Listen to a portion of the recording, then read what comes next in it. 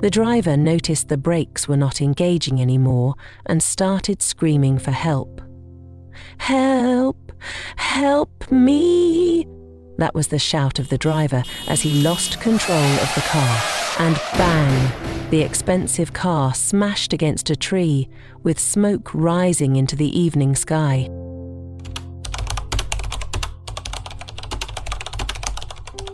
Hours later at the hospital, Emily Grant stood paralyzed. Her trembling hands gripped the edge of her mother's bed, counting down her mother's final moments. "Emily, I don't think I would make it," Evelyn said in a weak voice. "Mum, please don't talk like this. You're going to be fine." Emily's voice cracked as tears streamed down her face, but Evelyn knew better. Her once vivid eyes were now dim. She was bleeding seriously from the injury sustained from the accident.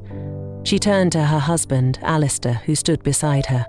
"Alistair, my dear husband," Evelyn's voice was barely audible. "Promise me. Promise you'll protect our only child, Emily. Make sure she finds a man who loves her, not for what we have." Alistair moved close to her side and said in a shaking voice, "I promise, Evelyn. I swear on everything I would do my best of Emily." Evelyn's lips curled into a faint smile before her chest heaved one last time, and unfortunately, it went quiet. "Mum, no!" Emily's cry tore through the room, the sound of sorrow. The shock of Evelyn's death left every family member in shock and disbelief. Alistair, a man who had built an empire with his wife from scratch, found himself powerless against the loss of his wife. For Emily, the world turned grey, her days filled with emptiness. But life moved forward. Too quickly for Emily. It was while she was still mourning the loss of her mother that she met Daniel, a man whose charm she couldn't ignore. Emily first noticed him at a cafe near her favourite bookstall, where she often went to lose herself from the tragedy of her mother's demise. Daniel stood by the counter dressed in a shiny white shirt, flashing a confident smile as he paid for his coffee. He turned, their eyes met, and he offered a smile that seemed to warm the room. "You look like someone who could use a good coffee," Daniel said, approaching her with just the right amount of charm. Emily was surprised by his directness, but his demeanour made her smile and she said, "I guess you're not wrong." Daniel bought her a coffee and they sat for hours talking, discussing and getting to know each other better. From that day, Daniel became a constant presence in her life. He was attentive, thoughtful, and had a way of making her feel special. He'd bring her flowers, leave handwritten notes in her favourite books, and plan spontaneous dates that swept her off her feet. Emily, who had been drowning in grief, found herself smiling again. One evening, Daniel took her to a rooftop dinner. Candlelight flickered between them, and the stars above seemed to dance in celebration of their love. "I don't know what I'd do without you," Emily said softly, her hand in his. Daniel squeezed her hand, his eyes locking onto hers. "You'll never have to find out." For months, life felt perfect. Emily felt like she had found someone who saw her for who she truly was, not just as the daughter of Alistair Grant. Little did she know, the dream was about to become a nightmare. It began with small arguments and little disagreement. One evening, Emily mentioned wanting to spend time with an old friend from college. Daniels refused and said in a hard voice, "You are not going anywhere today. I don't see why you need to hang out with anyone else when you have me," he said. At first, Emily brushed it off as a sign of protection and his deep love for her. But the comments became sharper. He criticized the way she dressed, the books she read, even her laugh. "Do you always have to be so loud?" he snapped one evening during dinner. Emily looked in fear and was close to tears when Daniel noticed and quickly followed it with a fake smile. "I didn't mean it like that, babe. You know I love you." After every fight or argument, Daniel was always fast with the apologies. He would wrap lovely apology notes in flowers or a dinner date, and Emily convinced herself that it was nothing. But the cracks in Daniel's attitude began to deepen. He got angry at every slightest opportunity and started beating Emily almost every day. As weeks turned into months, the cycle repeated. Daniel would insult and abuse her, sometimes with words that cut deeper than a knife. Other times he would beat her, leaving her with injuries to treat. But one night, everything changed. It was late, and Alistair was heading to bed when he heard muffled sobs coming from Emily's room. He paused, his heart sinking. Pressing his ear to the door, he heard her whispering, her voice trembling. "I'm sorry, Daniel. I'll do better, I promise. Please don't be mad." Alistair was unsure of what was going on and had to step in. "Emily," he called softly, tapping on the door. "Are you all right?" There was a long pause before her shaky voice responded. "I'm fine, Dad. Please, just leave me alone." But Alistair wasn't convinced. He gently pushed the door open, stepping inside. Emily sat curled up on her bed, clutching a pillow as tears streamed down her face. "Emily, what's going on? Talk to me," he said gently. She wiped her face hastily, avoiding his eyes. "It's nothing, Daddy. I'm just being silly." "You're not silly, and I know something is wrong. Please, tell me what's going on," her dad said in a confused tone. She finally decided to speak out. "It's Daniel," she confessed, her voice breaking. He's not who I thought he was." Alistair's jaw tightened. "What do you mean? Has he done something to hurt you?" Emily hesitated, her fingers gripping the pillow tightly. At first, he was so perfect. He was sweet and caring and always knew what to say to make me feel special, but lately he has changed. He gets angry over the smallest things. He calls me names and blames me for everything.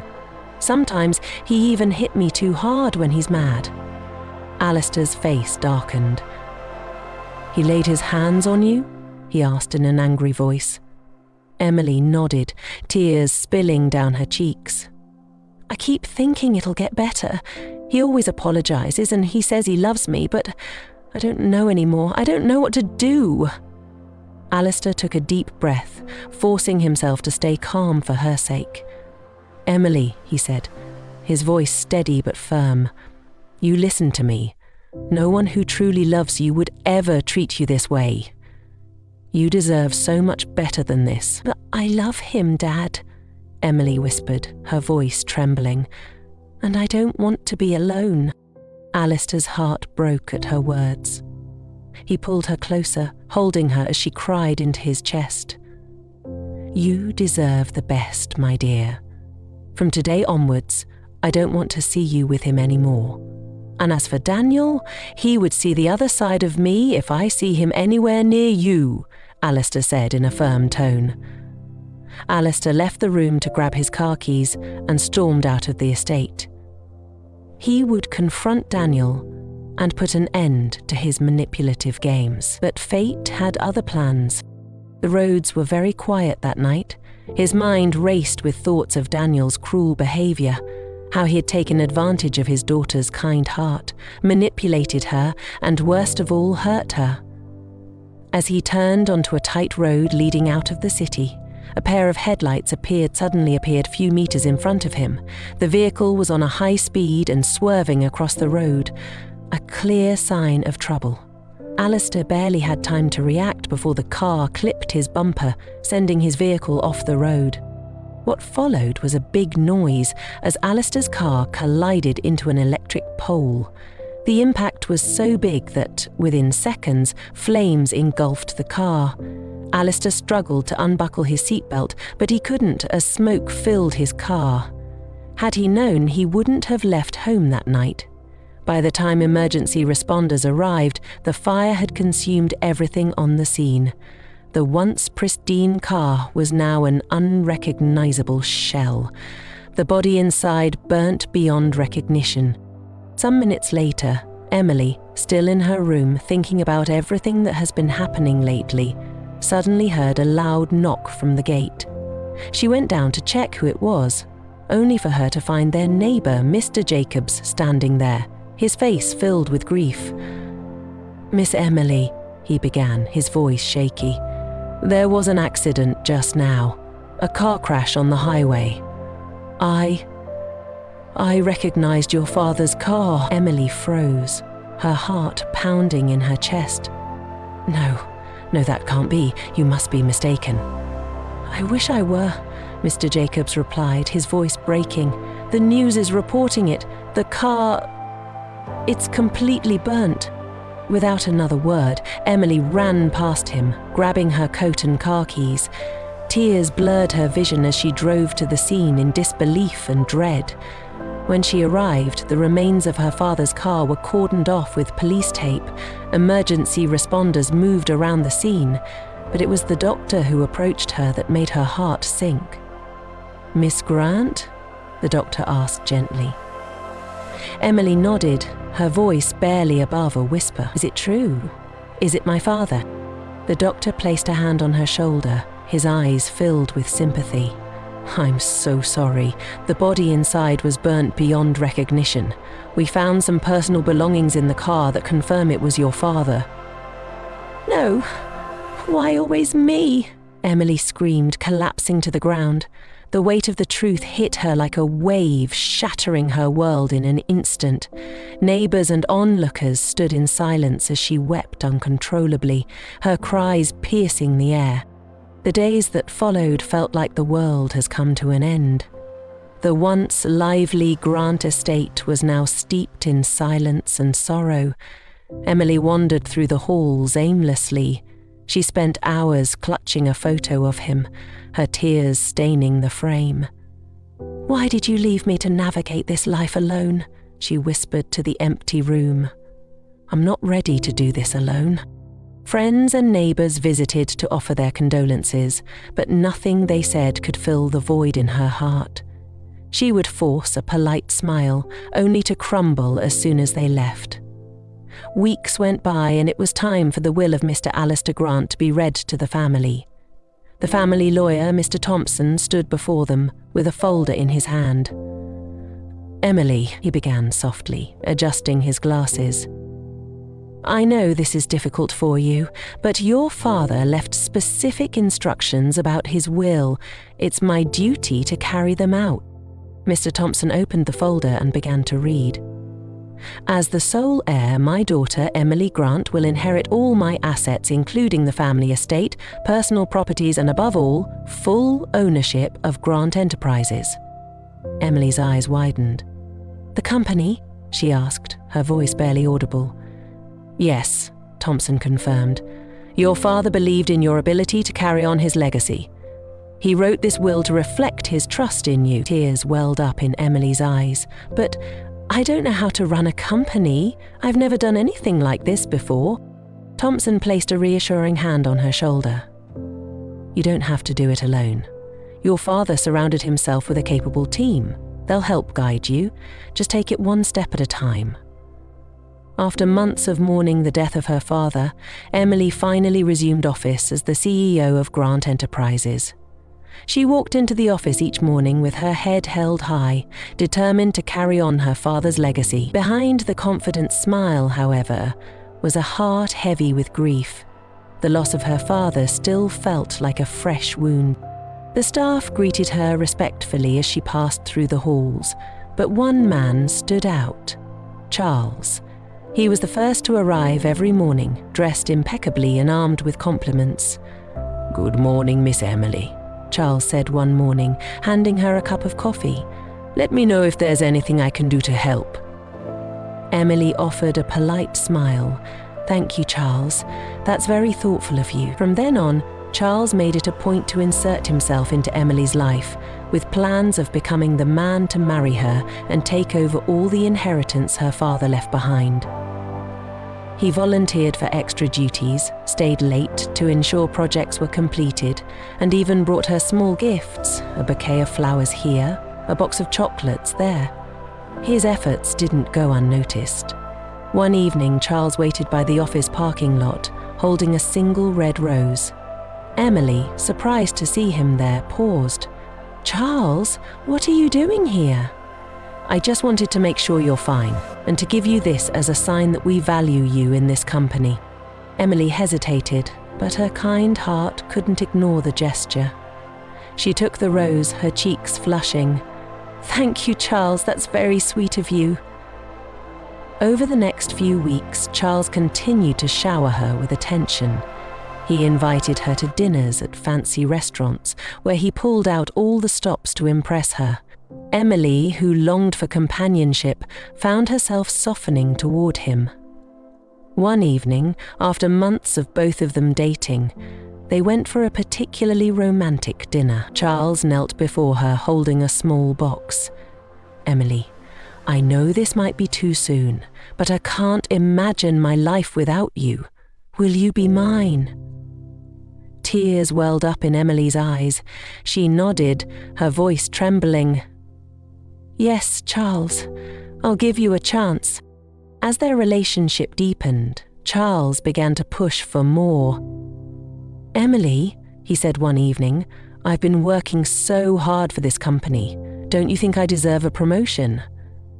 Emily, wanting to make him happy, granted his request. Soon, Charles became a manager, a position he quickly exploited. He demanded respect from everyone, often shouting at employees for minor mistakes. The once charming Charles revealed his true colours. One afternoon, Charles stormed into his office and found Mr. Henry cleaning. "Why isn't this office spotless?" Charles barked. "I was finishing another section, sir," Henry replied calmly. Charles sneered. "I don't care. This place should shine like glass." He grabbed a cup of hot tea from his desk and threw it at Henry. The liquid scalded his arm, but he showed no reaction. "Get out of my sight," Charles spat. Henry quietly left, his mind in panic. A month later, a new cleaner joined the company. Daniel was a young man with a quiet demeanour but a strong work ethic. He greeted everyone with a warm smile, regardless of their position, and treated every task with care. One afternoon, Emily called him to her office. "Daniel, I need you to pick up lunch for me." "Yes, ma'am," he replied, his voice respectful. When he returned, Emily noticed he hadn't bought anything for himself. "Why didn't you get something for yourself?" she asked. "I didn't think it would be appropriate, ma'am." Emily smiled. "Next time, buy something for yourself too. Consider it a small thank you." Daniel hesitated, but nodded. Over time, Emily found herself drawn to his humility and kindness. She began to trust him, enjoying their small conversations and his unwavering respect for everyone around him. His fellow cleaner, Mr. Henry, watched from the sidelines, noting Daniel's sincerity. "I wish everyone can have a good attitude like him. The world would have been a better place. Unlike our new manager, but always hostile to everyone around him," he said silently to himself. Days turned into weeks, and weeks into months. Emily and Charles' relationship had become deeper. All was going well, and Charles felt it was time to step up his game of grabbing the inheritance in Emily's possession. He knew if he got married to her, he would be legally allowed to dig into her father's properties and wealth. One evening, during one dinner night that Charles had meticulously reserved, a string quartet played softly in the background, the ambience dripping with romance. Emily sat across from Charles, a small smile on her lips. Despite her growing doubts about his behavior at work, she wanted to believe the man she had fallen for was still there beneath it all. Charles raised his glass of champagne. "To us, Emily," he said with a charming smile.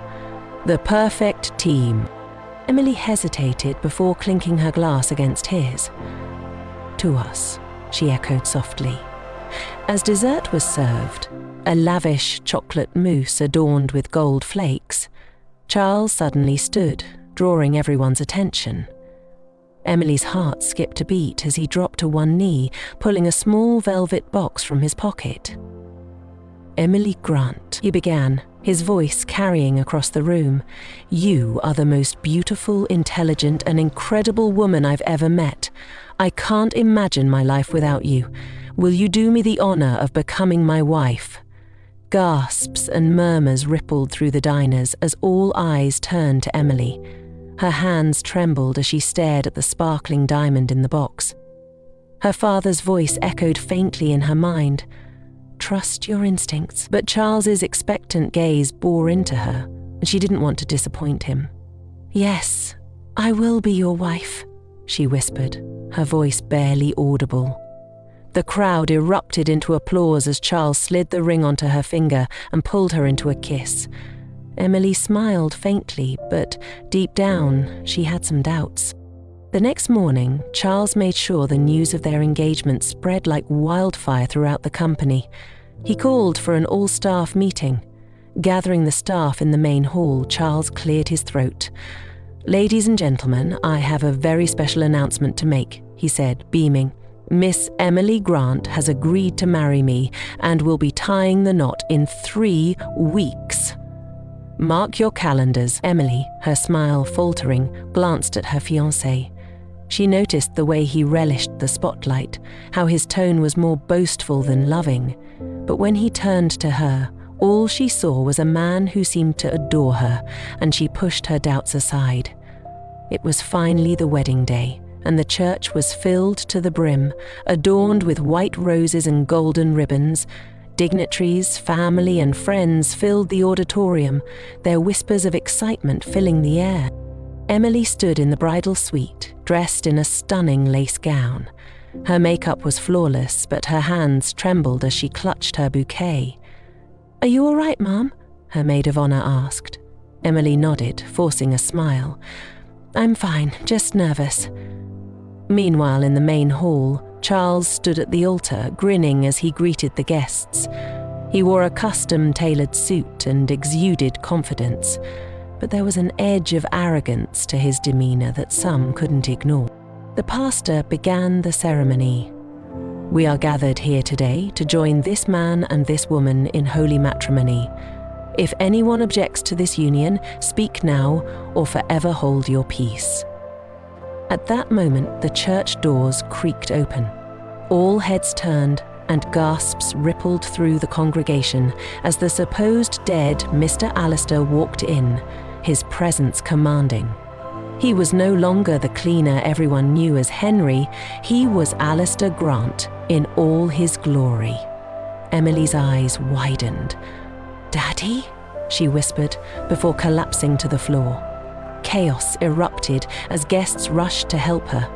Charles stood frozen, his face pale as Alistair approached the altar. What is the meaning of this? Charles demanded, his voice trembling. 20 minutes later, Emily had regained full consciousness, stirred in the bridal suite, her father sitting by her side. Tears streamed down her face as she clung to him. Daddy, you're alive, but how? Alistair held her close. I'll explain everything, my darling. Come with me. Back in the church, the guests were seated once more, their curiosity and shock palpable. Alistair stood at the altar, addressing the crowd. I faked my death to protect my daughter, he began, his voice steady. I needed to ensure that no one would take advantage of her, especially not men like Charles. Charles's face turned red with anger. This is absurd. I love Emily. I've done nothing but prove my devotion to her. Alistair turned to him, his eyes cold. Love? Is that what you call love? You manipulating her, stealing from the company, and treating employees like dirt? I've been watching you, Charles. I know everything. Murmurs spread through the crowd as Charles stammered. Lies! Oh, lies. The church fell silent after Charles stormed out of the venue, the weight of the revelation leaving him with shame. Alistair ignored him, turning to Emily. There is someone else, someone who has shown true character, humility, and kindness. The person is no other person than Daniel. Emily's eyes widened as Daniel, who had been seated at the back, stood hesitantly. Me? he whispered. Yes, Alistair said. You've proven yourself to be a man of integrity, humility, and kindness. You're someone who has shown me time and again what it means to truly care for others without expecting anything in return, not just of this company, but of my daughter's heart. Emily burst into tears, hugging her father tightly. Thank you, Daddy. Thank you for saving me. My daughter, I would do anything for you, Mr. Alistair replied. You and Daniel have my blessing any time you are ready, he added. In the weeks that followed, Emily and Daniel began a quiet courtship, and for the first time, happiness returned to the Grant family. Alistair now lived with content that he had fulfilled the promises he gave his late wife to protect his daughter.